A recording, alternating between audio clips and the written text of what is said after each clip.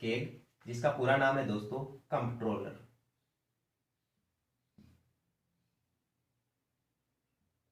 Controller and auditor general of India.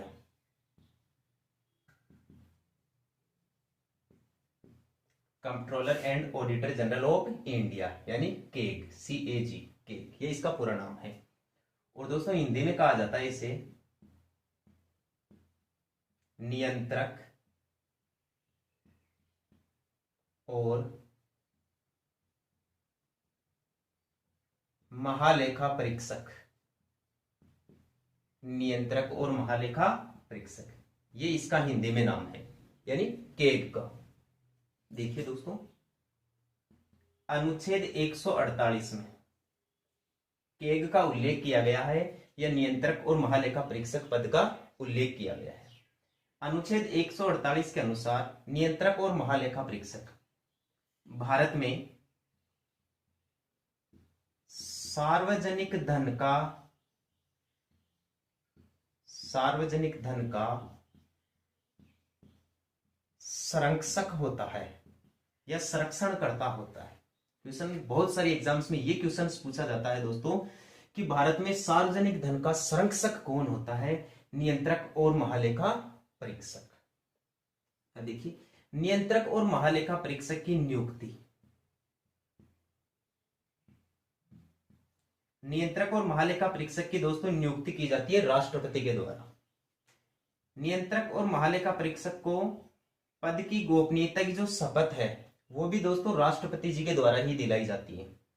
और नियंत्रक और महालेखा परीक्षक कार्यकाल पूरा होने पर अपना त्याग पत्र भी राष्ट्रपति को ही देता है। देखिए, नियंत्रक और महालेखा परीक्षक, इसकी नियुक्ति राष्ट्रपति के द्वारा की जाती है, इसके पद की गोपनीयता की शपथ भी राष्ट्रपति के द्वारा दिलाई जाती है और यह अपना त्याग पत्र भी राष्ट्रपति को ही देता है। लेकिन इसको पद से हटाना,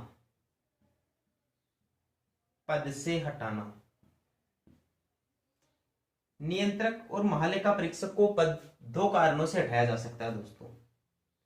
एक तो है सिद्ध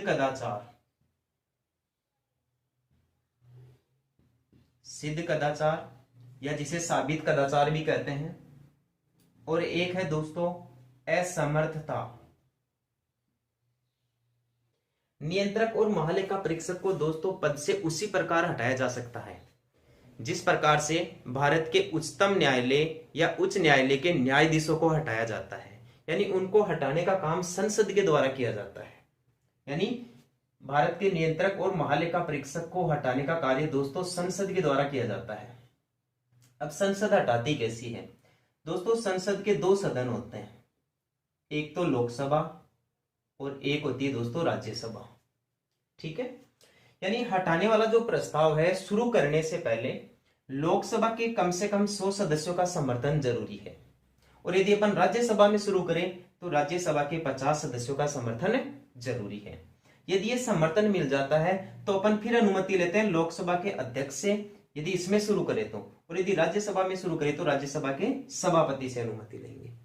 लोकसभा का अध्यक्ष और राज्यसभा का सभापति उस हटाने वाले प्रस्ताव को स्वीकार या अस्वीकार कर सकते हैं। यदि अस्वीकार कर भी देते हैं तो इनको कारण बताने का कहीं पर भी कोई उल्लेख नहीं है, यानी संविधान में कारण बताने का कोई उल्लेख नहीं है।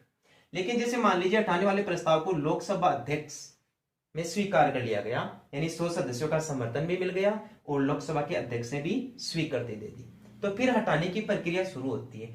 दोस्तों, प्रक्रिया सदनों में सदस्यों के द्वारा शुरू करने से पहले एक जांच कमेटी का गठन किया जाता है, और उस जांच कमेटी में 3 सदस्य होते हैं। एक सदस्य तो होता है भारत के उच्चतम न्यायालय का मुख्य न्यायाधीश या फिर कोई भी न्यायाधीश, एक होता है भारत के किसी भी राज्य के उच्च न्यायालय का कोई भी एक न्यायाधीश, या तीसरा होता है भारत का एक प्रसिद्ध या प्रख्यात विधिवेत्ता।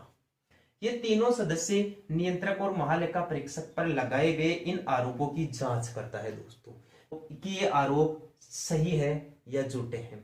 यदि ये आरोप सिद्ध हो जाते हैं, इन आरोपों में नियंत्रक और महालेखा परीक्षक दोषी पाया जाता है, तो फिर लोकसभा में 3/4 सदस्यों के बहुमत से, यानी विशेष बहुमत से समर्थन लिया जाता है। एक प्रस्ताव पारित करवाया जाता है लोकसभा में। लोकसभा के बाद में राज्यसभा में अलग से विशेष बहुमत पारित करवाया जाता है और अंत में उसे राष्ट्रपति जी के पास में भेज दिया जाता है और राष्ट्रपति जी हटाने की घोषणा करता है। यानी नियंत्रक और महालेखा परीक्षक को हटाने का जो अंतिम निर्णय किसके द्वारा दिया जाता है? राष्ट्रपति के द्वारा। एक आप ध्यान रखोगे, नियंत्रक और महालेखा परीक्षक का कार्यकाल।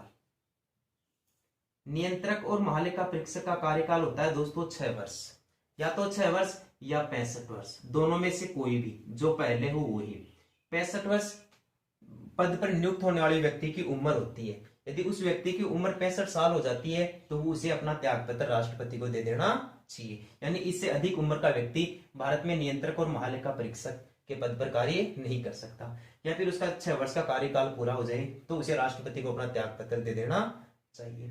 एक विशेष बात यह हो रही है कि भारत में कोई भी व्यक्ति यदि नियंत्रक और महालेखा परीक्षक बन जाता है या पद पर कार्य कर लेता है 6 साल तक या 65 साल तक, तो वह सेवानिवृत्त हो जाने के बाद भारत में किसी भी पद पर कार्य नहीं कर सकता, किसी भी लाभकारी पद पर कार्य नहीं कर सकता। अब एक और ध्यान रखना है आपको दोस्तों, अनुच्छेद 149, ये काफी इंपॉर्टेंट है नियंत्रक और महालेखा परीक्षक के रिलेटेड। अनुच्छेद 149 में उल्लेख किया गया है कि इनका कार्य क्या है। नियंत्रक और महालेखा परीक्षक का भारत में कार्य क्या है? नियंत्रक और महालेखा परीक्षक का दोस्तों भारत में कार्य है भारत की संचित निधि पर नियंत्रण। भारत की संचित निधि पर नियंत्रण का जो कार्य है वो नियंत्रक और महालेखा परीक्षक का है।